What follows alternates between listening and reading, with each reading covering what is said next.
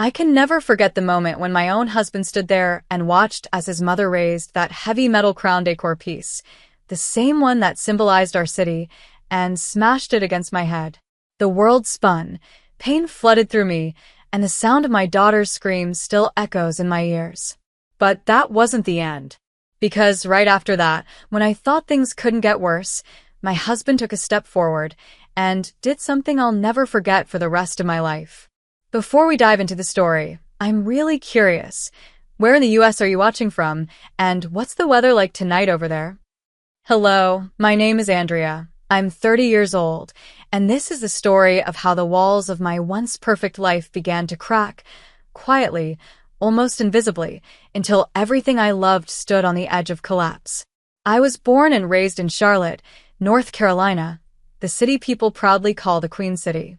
My parents, Patrick and Marion, used to tell me that every girl here deserves her own crown, not the kind made of gold, but the one earned through strength, grace, and dignity.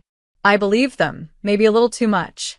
Because back then, I truly thought I had it all: a loving family, a husband who adored me, and a 5-year-old daughter who was the heartbeat of my world. Morgan and I met 8 years ago, on a cool fall morning at a local coffee shop near the University of Charlotte. I was finishing my business degree, working part-time at a floral boutique, while he worked in an architecture firm a few blocks away. He wasn't the kind of man who swept you off your feet with fancy words. He was quiet, confident, and charming in his simplicity.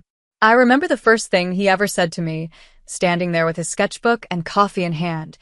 "You look like you belong in a painting." I laughed, thinking it was just another flirtation line, but something about the way he said it, softly, shyly, made me pause. We started meeting often, sometimes by coincidence, sometimes by design. Long walks in Freedom Park, dinners at small local diners, and lazy Sunday evenings spent talking about our dreams. He wanted to design homes that felt like hugs, and I wanted to run my own interior studio someday. My parents adored him from the beginning. Dad liked his politeness. Mom liked how he always carried an umbrella for me. It didn't take long before he asked for my hand, and my parents, seeing how happy I was, agreed without hesitation. Our wedding was small but full of laughter and light. I can still picture my mom crying when I walked down the aisle, holding Dad's arm. Morgan whispered, "You look like everything I've ever wanted," and for the first time in my life, I believed in the idea of forever. After our honeymoon, we moved into a cozy 2-bedroom house near the suburbs. It wasn't grand, but it was ours.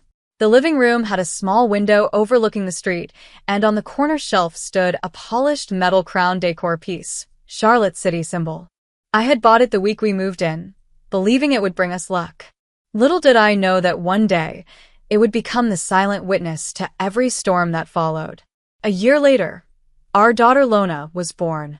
She had my eyes and Morgan's dimples. Those first years were pure happiness: late-night lullabies, sleepy giggles, birthday balloons, and pancakes on Sundays. I stayed home with her, while Morgan worked hard and often brought me small surprises: flowers, chocolates, sometimes even my favorite cheesecake from the bakery downtown. I felt lucky. I truly did. But every paradise hides a shadow. Ours appeared in the form of Morgan's mother, Norma. At first, she was kind, even affectionate. She would visit, bring gifts for Lona, and tell me stories about Morgan's childhood. But as months passed, her visits grew longer and her comments sharper. "You don't cook like his grandmother used to," she'd say, or "You shouldn't let the child watch cartoons during meals." I tried to ignore it. After all, she was family, and I didn't want to create tension. Morgan told me, "She's just old-fashioned. Don't take it personally." Still, something about Norma's tone always carried a chill, a hint that she was slowly measuring me, finding flaws, collecting ammunition. She'd rearrange the furniture, criticize my grocery choices, even comment on how I spoke to Lona. "You're spoiling her," she once said, her eyes cold and steady. And when I tried to smile through it, she muttered, "You'll learn. Marriage isn't a fairy tale." At first, I thought I could win her heart. I made her favorite meals, cleaned the house twice before her visits, even bought her flowers on her birthday. But no matter what I did, her disapproval deepened. Morgan began to change, too. He stopped defending me. Sometimes he'd sigh and say, "Andrea, can't you just keep her happy? She's my mom." That line, it started echoing through the walls of my heart like a warning bell. I began to notice how he'd spend more time at her place, how their whispers would fall silent the moment I entered the room. At dinner, she'd praise him and ignore me. Once, I found her hand resting on his, a strange possessiveness in her smile. I wanted to believe it was just my imagination, that stress was making me paranoid. But deep down, a fear began to grow, one that I couldn't yet name. Still, I kept holding on, pretending everything was normal. I told myself things would get better after Lona's 5th birthday. Maybe they'd soften. Maybe love would fix it. But that night, as Lona blew out her candles and everyone cheered, I saw Norma's face. She wasn't smiling. Her eyes, sharp and unreadable, were fixed on me. I didn't know it then, but that silent stare was the beginning of everything that would follow. When I look back now, I realize the shift was slow, so slow that I didn't notice when love turned into control and care became obedience.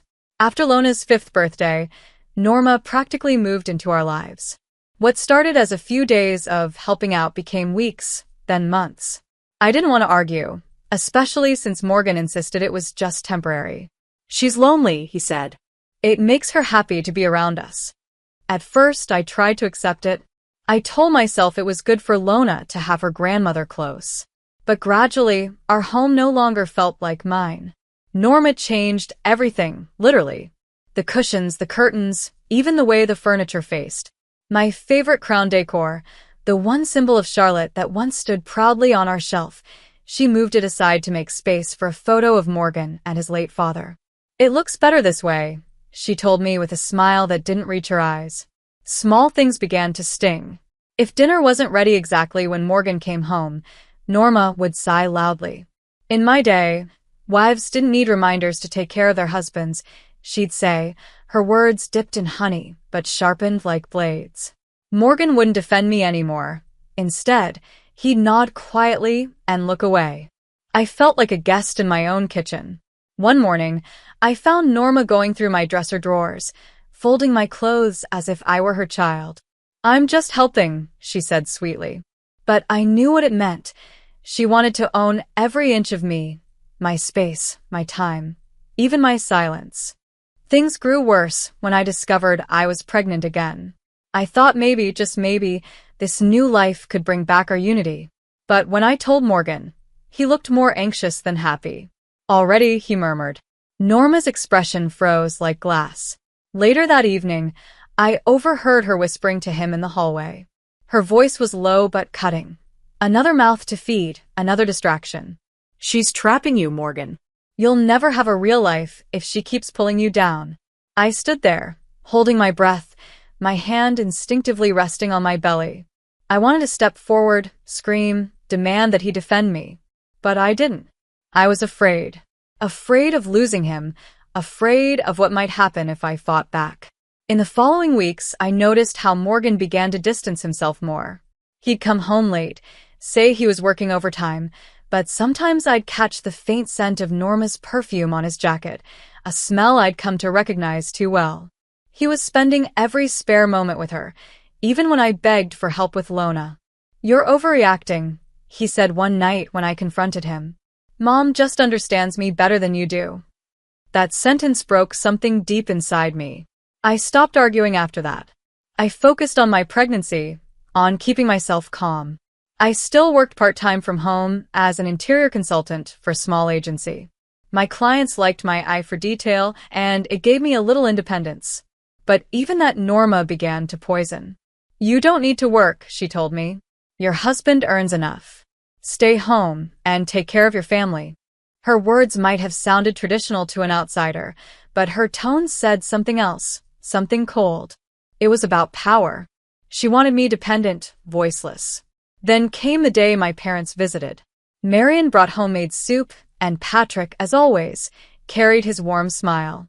They didn't know the truth yet, how much pain hid behind my smiles. Norma played the perfect host, greeting them sweetly, pretending she adored me. But when my mom handed me a small envelope and said softly, "This is for you, honey, something to help with the delivery," Norma's eyes flickered. I saw it, the calculation, the greed, just for a second. I brushed it off, hugged my mom, and tucked the envelope safely away. Later that night, when my parents left, Norma asked casually, "So, how much did they give you?" I froze. "That's personal, Norma." She laughed softly. "Oh, come on, dear. Your family. We share everything, don't we?" Morgan joined in from the couch. "Maybe we could use it to start that small business I told you about." My throat tightened. "That money's for the baby, my delivery fund." Norma's face hardened. "You're being selfish, Andrea. Always thinking of yourself." For the first time, I raised my voice. "It's not selfish to protect what's mine." The room went silent. Morgan stared at me like I had said something unforgivable. Norma's lips curved into a cold smirk and she whispered, "You'll regret talking to me that way." That night, as I lay in bed beside Morgan, I couldn't sleep. Lona was asleep in her room, her little stuffed bear tucked under her arm. I stared at the ceiling and felt my heart pound against my ribs. I could sense it now, the storm gathering around me. Norma wasn't just controlling, she was plotting. In that dim silence, with the faint city lights glowing through the window, I understood something terrifying. I wasn't just living with a difficult mother-in-law. I was living inside a cage she had built, bar by bar, while the man I loved handed her the keys. When I woke up the next morning, everything felt unusually quiet. Even the air inside the house seemed heavier, colder. Lona sat at the breakfast table humming to herself, her little legs swinging under the chair, and Morgan was already gone for work, or at least that's what he said when he left in a rush before sunrise. Norma, however, hadn't gone anywhere. She was standing by the window, staring outside, holding her mug of coffee like she was waiting for something. When she turned around, her eyes landed on me, and that familiar judgmental smile crept across her lips. "So," she began casually, "did you think about what we talked about last night?" I didn't answer. I poured myself some orange juice and tried to act as if nothing had happened. "The money, Andrea," she pressed. $10,000 sitting there while this house needs so many things. Morgan has ideas, big plans. He could finally start that design business if you just stop being so stubborn. Her voice felt like ice water down my back. I turned toward her and said, "Norma, that money is not for anyone's business. My parents gave it for the baby, my delivery, medical bills, and whatever comes after. Please don't start this again." Her smile faded.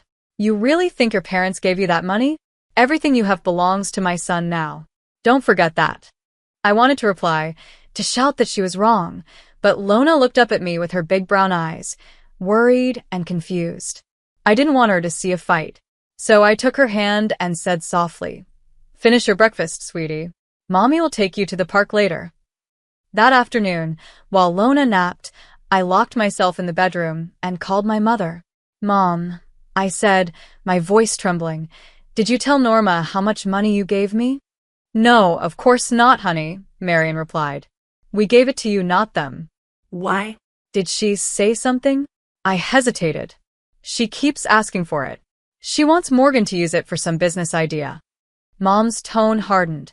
"Andrea, that money is for you and the baby. Don't give them a cent. You understand?" I nodded, tears forming in my eyes. "I understand, Mom." When I hung up, I stared at the reflection in the mirror across the room. My face looked pale, tired, like someone I barely recognized. 5 months pregnant, raising a 5-year-old, trapped between fear and obligation. It didn't feel like the life I once dreamed of. That evening, Morgan came home unusually early. He didn't look at me. He just dropped his keys on the table. Norma was already sitting there, waiting. I could tell from their expressions that something was planned. He said calmly, "Andrea, we've decided that the money shouldn't just sit there. I can double it within months if I start the design project I told you about." I took a deep breath. "We've decided? Or she decided for you?" Morgan's eyes flickered with anger. "Don't start that again. You're being disrespectful." I stepped closer, my voice firm but controlled. This isn't about disrespect. That money is for the baby. My parents trusted me with it. Norma slammed her hand on the table. Enough. You've embarrassed this family enough. You think you can run this house? You think you can defy me? Lona, hearing the noise, peeked from the hallway, clutching her teddy bear. I turned to her quickly. It's okay, baby, go to your room. But she didn't move. She looked terrified. Norma stood up, her face red with fury. You've poisoned my son against his own family, she shouted. You don't deserve to be here. Stop it, I yelled back. I've done nothing but try to make peace, but you. Before I could finish, Morgan grabbed my arm tightly. Don't talk to her like that, he snapped. His grip hurt. For the first time, I saw something dark in his eyes, something I'd never seen before. Fear spread through me, but I didn't back down. Let me go, I whispered, trying to stay calm. You're hurting me. He let go abruptly, but the damage was done. Not just to my arm, but to the small piece of trust one still had left. Norma, still shaking with anger, pointed at me and said, You'll regret this, Andrea. I swear you will. That night, Morgan didn't speak to me. He slept on the couch, while I sat by Lona's bed, brushing her hair and humming softly until she fell asleep. My mind wouldn't stop racing. I thought about calling my parents again, about packing a bag and leaving. But something inside me kept saying to wait, that maybe things would cool down. I wish I had listened to my instincts instead of my hope. The next morning, Norma acted as if nothing had happened. She made pancakes, smiled at Lona, and even asked if I wanted coffee. I refused. I knew this calm wasn't peace. It was the kind of silence that comes before a storm. Later that day, Morgan came home early again. He looked tense, restless. Norma followed him into the kitchen, whispering something under her breath. I could hear bits and pieces. Business, money, stubborn. I stayed quiet, pretending to focus on Lona's coloring book, my stomach tightening with every word. Suddenly, Norma walked over, her expression cold and deliberate. Andrea, I'm asking one last time. Give us that money. It's the right thing to do. I turned to face her, my pulse racing. I said no, Norma. It's not your money. My parents gave it to me for my baby. She smirked. Your baby? Don't forget, that child carries our blood. Something inside me snapped. You can't control everything, Norma. You can't control me. Her eyes burned. Before I could even take a step back, she grabbed the metal crown decor piece, the Silver City symbol of Charlotte from the counter, heavy, white with floral engravings, and swung it toward me. I didn't even have time to react. The bowl struck my head with a sickening crack. Pain exploded through me. I stumbled, clutching Lona, who screamed as I fell to my knees. The room blurred, my vision spinning. I could hear Morgan shouting, Norma breathing heavily, Lona crying hysterically. Blood trickled down my forehead. My baby? I thought of my baby. Look what you made me do. Norma's voice was trembling now, somewhere between rage and fear. Morgan froze, staring at me, then shouted, Get out. Just get out. But I couldn't move. My hands shook as I tried to hold Lona close. When Morgan finally grabbed my arm, I thought he was helping me. Instead, he pulled me up roughly and pushed me toward the door. Take your drama outside, he said coldly. You've ruined enough. I stumbled out of the house, half dizzy, my daughter crying in my arms, my head throbbing. I could still feel warm blood sliding down my temple. Somewhere deep inside, a voice whispered, This is it. There's no turning back now. The night wind felt colder than I had ever known it. I stood outside my own house, 5 months pregnant, my daughter crying in my arms, and my head bleeding from the strike of that metal crown decor piece, the Silver City symbol of Charlotte. I could still hear Norma's voice echoing from behind the door, angry, trembling, full spite, as if she couldn't believe what she'd done. The porch light flickered, and for a brief moment, I saw the reflection of the metal crown decor piece through the window. It used to be my favorite symbol of peace. Now it felt like it was mocking me. Lona clung to my neck, sobbing uncontrollably. Mommy, you're bleeding. Daddy, help Mommy, she cried. Her little hands trembled against my face. But there was no help coming. The man I had once loved more than anything stood behind that locked door, silent. My own husband had thrown me out of the house, choosing his mother over me and our unborn child. I stumbled down the porch steps, my legs weak, and sat on the grass. The smell of damp earth mixed with the metallic tang of my blood made me dizzy. My phone had fallen somewhere during the chaos, but I needed to move. I couldn't stay there. I had to call someone, anyone. My parents' number was burned into my memory. I managed to find the phone in my purse, hands shaking so badly that I could barely type. When my father answered, I broke down. "Dad," I cried, my voice barely holding. "Please come, she hit me, they kicked me out." "Where are you, Andrea?" he said, his voice tight with panic. "At home." "Charlotte, the house, please hurry," I sobbed. Patrick didn't waste a second. He told me to stay put and hang on. Then I dialed 911 with trembling fingers. The operator's calm voice grounded me for a moment. "This is Andrea Cooper," I said, trying to keep my voice steady. "My mother-in-law hit me with a metal crown decor piece, the Silver City symbol of Charlotte. I'm pregnant, 5 months, and my husband threw me out. Please, I need help." "Stay where you are, ma'am," she said firmly. "Help is on the way. Don't try to move too much, okay?" I nodded even though she couldn't see me. My vision blurred again. I felt the baby move, a faint flutter in my stomach, and tears filled my eyes. "You're okay?" I whispered, touching my belly. "Mommy's here. You're safe." Minutes passed like hours. Then, flashing red and blue lights lit up the street. 2 police cars pulled up, followed by an ambulance. The paramedics ran toward me, their voices a blur of concern. I felt hands supporting my shoulders, a flashlight near my face, someone asking, "Are you Andrea Cooper?" I nodded weakly. One of the officers, a tall woman with short blonde hair, knelt beside me.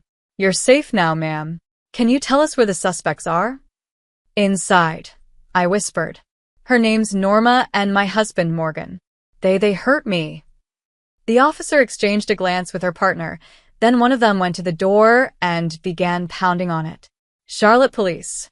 Open up." There was silence at first, then faint movement inside. But by the time they managed to open the door, the house was empty. Morgan and Norma were gone. While the officers searched the house, the paramedics helped me onto a stretcher. Lona refused to let go of my hand.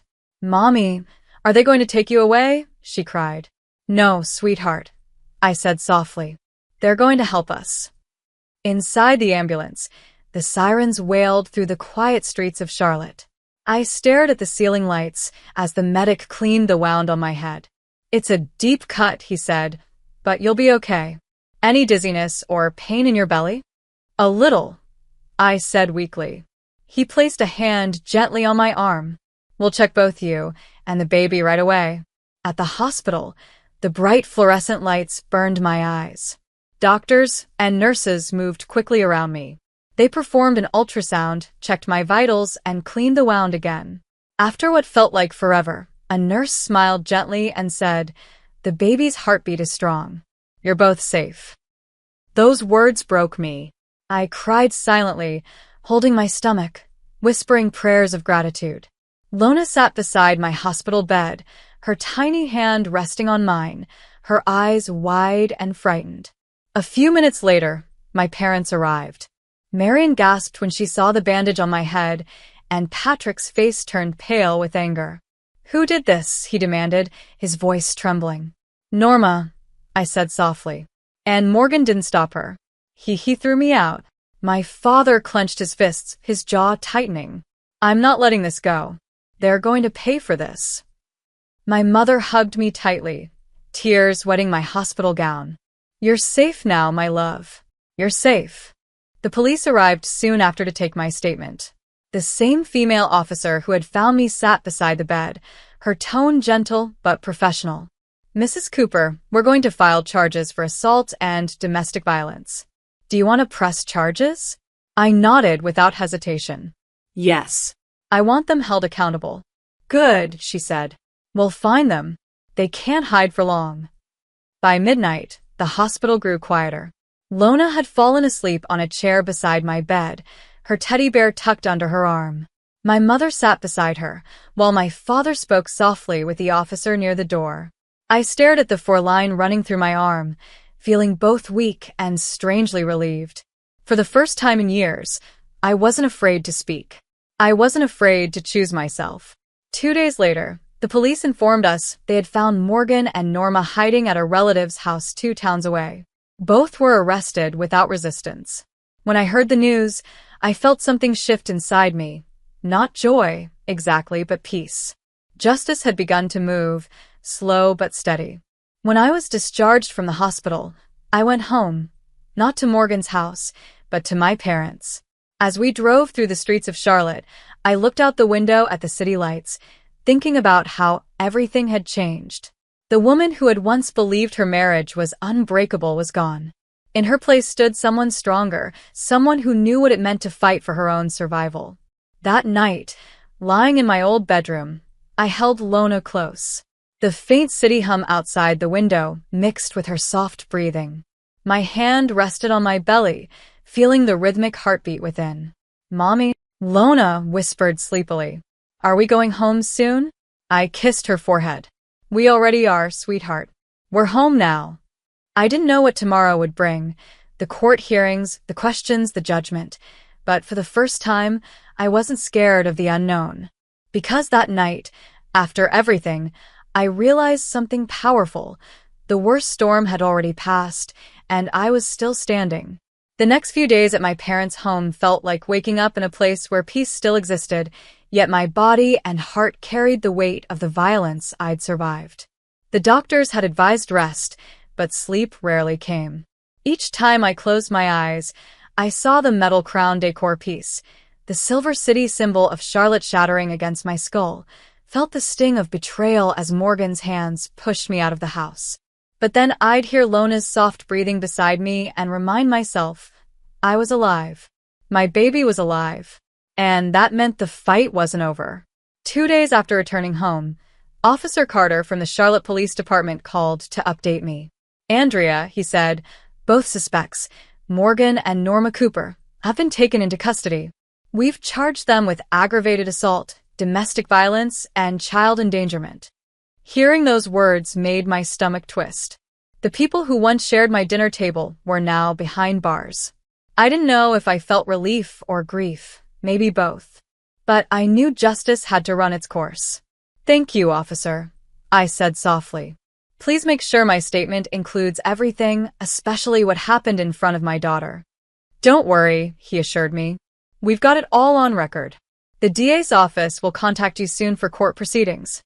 That same evening, Patrick sat beside me in the living room. His hands were folded, eyes firm but kind. "We'll get a lawyer tomorrow morning. You don't have to face this alone." Mom nodded, placing a blanket around my shoulders. "You just focus on getting stronger. We'll handle the rest." The next morning, we met with attorney Melissa Grant, a calm, confident woman in her 40s who specialized in domestic violence cases. She listened to everything carefully, occasionally taking notes as I spoke. When I finished, she looked me straight in the eyes and said, "Andrea, you did the right thing by calling the police immediately. That gives us a strong foundation. We'll be filing 2 cases, 1 criminal, 1 civil." I blinked. "2?" She nodded. "The criminal charges will be for assault, domestic violence, and endangering both your children. The civil case will handle the divorce, custody, and a restraining order." Hearing the word divorce stung, even though I knew it was inevitable. "He used to be good to me," I whispered. "Before she took over everything." Melissa leaned forward. "Abusers often start as kind partners. It's how they gain trust. Don't blame yourself. What matters is you got out alive."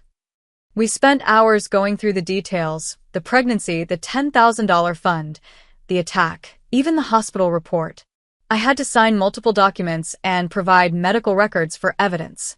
When we left her office, I felt emotionally drained but also lighter. For the first time, I wasn't just a victim. I was taking action. A few days later, I received the official court summons.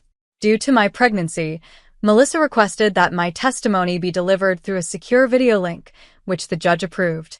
The first hearing was scheduled for the following week. When the day arrived, my parents helped set up the computer in the living room. Lona played quietly in the next room, watched over by my mother. My lawyer appeared on the screen beside me, and the courtroom feed came into focus. I saw Morgan sitting there in a gray suit, looking thinner, his eyes cold. Norma sat next to him, her face full of defiance. The judge, a middle-aged woman named Judge Elaine Turner, began the session. "Mrs. Andrea Cooper, do you swear to tell the truth?" "Yes, Your Honor," I replied. My voice trembled, but I didn't look away. As I described everything, the months of control, the verbal abuse, the greed for money, the final attack, the courtroom stayed silent. I could see Morgan avoiding my gaze, his jaw tightening with every word. Norma shook her head occasionally, muttering under her breath. At one point, the prosecutor showed photos from that night. My blood-stained blouse, the shattered metal crown decor piece, the Silver City symbol of Charlotte, the hospital reports. My stomach turned, but I kept going. I had promised myself I would finish this, for Lona, for the baby, and for every woman too afraid to speak.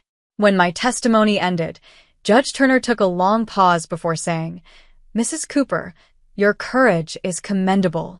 The evidence clearly supports your account." Over the next few days, the trial continued. Morgan's lawyer tried to argue that Norma's act was an accident, claiming she didn't mean to hurt me. But the forensic report, along with the paramedic statements and the bruises on my arm, made their defense crumble. Finally, after 2 exhausting weeks, the verdict was announced. Norma was sentenced to 5 years in state prison, and Morgan received 7 years, with no early parole for either. The court also issued a permanent restraining order against both of them, granting me full custody of Lona and my unborn son. When the judge asked if I had any final words, I took a breath and said, "Your Honor, I don't hate them. I just want peace for me, for my children, and for the life we deserve." After the session ended, my lawyer smiled. "It's over, Andrea. You did it." That night, I sat by the window, the soft glow of Charlotte's skyline flickering in the distance. My father placed his hand on my shoulder and said, "You took back your crown, sweetheart. You proved your worth." I looked at the metal crown decor piece sitting on the shelf, now back in my parents' living room. It gleamed under the warm light, a reminder that strength doesn't always come with noise. Sometimes it's found in quiet defiance. As I felt the baby kick gently inside me, I whispered to the night, "We're free now." And for the first time in months, I truly believed it. The day of the final verdict felt heavier than any storm I'd lived through. I sat in my parents' living room, 8 months pregnant, the laptop open for the courtroom video link. My heart thumped as the faces appeared, Morgan in a gray suit, cold and distant, and Norma beside him, pale yet unrepentant. Judge Elaine Turner called the court to order. The prosecutor recounted the charges: aggravated assault, domestic violence, and child endangerment. When the police footage played, me bleeding on the porch, clutching Lona while crying for help, I felt my breath hitch. My parents stood quietly behind me, holding their tears. The prosecutor's voice was firm. This wasn't a moment of anger. This was cruelty, a pregnant woman attacked and abandoned. Norma's attorney argued it was a mistake, and Morgan's lawyer claimed he'd acted under pressure. My lawyer, Melissa Grant, rose immediately. "Your Honor, he watched his wife bleed and threw her into the cold night. That's not pressure. That's neglect and abuse." When I was asked to speak, I looked straight at the camera. "I begged them to stop," I said softly. "I begged my husband to protect me. Instead, he closed the door." My voice trembled, but I didn't cry. I had no tears left for them. Judge Turner listened quietly, then said, "Norma Cooper, for aggravated assault and domestic violence, this court sentences you to 5 years in state prison, with no parole for 2. Morgan Cooper, for complicity and abandonment, you are sentenced to 7 years in state prison." Her gavel struck like thunder. My body shook with relief. Then came the final words. The victim, Andrea Cooper, is granted full custody of her daughter and unborn son. A permanent restraining order is in place. As the video call ended, my father placed his hand on my shoulder and whispered, "You did it, sweetheart. It's over." I took a slow breath, touched my belly, and whispered, "No, Dad, it's just the beginning." The first rays of morning sunlight filtered through my parents' living room, touching the soft blue wall where clouds and stars had been painted for the new baby. The house was quiet, except for Lona's laughter echoing faintly from the hallway. For the first time in months, peace didn't feel like a stranger. It felt like home. A week had passed since the verdict. Norma and Morgan were both behind bars, and the constant fear that had once lived inside me was gone. My parents moved gently around the house, making sure I didn't lift a finger. Every so often, my father would glance at the metal crown decor piece gleaming on the mantel and smile. "The queen of this house deserves her peace," he'd say, and for the first time, I actually believed him. That evening, my water broke. There was no panic this time, only calm urgency. My parents rushed me to the hospital, and just before dawn, my son entered the world, small, perfect, and crying strong. When they placed him in my arms, I whispered, "Welcome home, my little warrior." I named him Evan, a name that meant life. A few days later, we returned home to a quiet celebration. Lona had made a handmade sign that said, "Welcome, baby brother." The air smelled of vanilla cake and comfort. My parents stood beside me as I held both of my children, one asleep on my shoulder, the other grinning proudly. As I looked at them, I realized that this wasn't just survival. This was rebirth. The pain, the trials, the tears, they had all led here. I looked out at the Charlotte skyline glowing in the night and whispered, "This is our new beginning." Thanks for watching. Like, comment, and subscribe for more powerful real-life stories. Stay tuned. Another emotional story is coming soon.